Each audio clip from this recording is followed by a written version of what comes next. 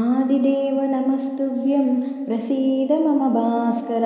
दिवाकरा नमस्तुभ्यं प्रभाकरा नमोऽस्तु ते सप्ताश्वरधमारूढं प्रचण्डं कश्यपात्मजं श्वेतपद्मधरं देवं तं सूर्यं प्रणमाम्यहं लोहितं रथमारूढं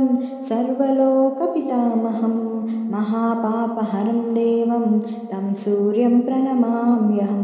त्रैगुण्यं च महाशूरं ब्रह्मविष्णुमहेश्वरं महापापहरं देवं तं सूर्यं प्रणमाम्यहं बृंहितं तेजसां पुञ्जं वायुराकाशमेव च प्रभुस्त्वं सर्वलोकानां तं सूर्यं प्रणमाम्यहं बन्धूकपुष्पसङ्काशं हारकुण्डलभूषितम्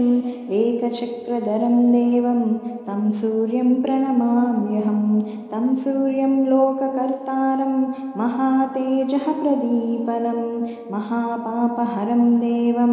तं सूर्यं प्रणमाम्यहम् श्रीविष्णुं जगतां नादं ज्ञानविज्ञानमोक्षदं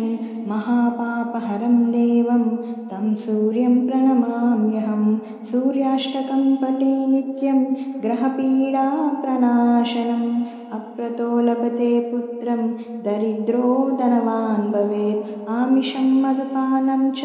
यः करोति रवेर्दिने सप्तजन्म भवेद्रोगी जन्म जन्म दरिद्रता